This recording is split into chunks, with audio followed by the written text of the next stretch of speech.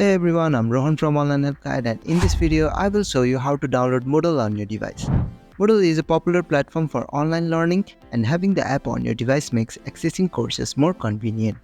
So let's get started. First, open Play Store on your device.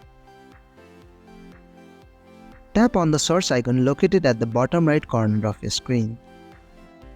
In the search bar, type Moodle and tap the search icon.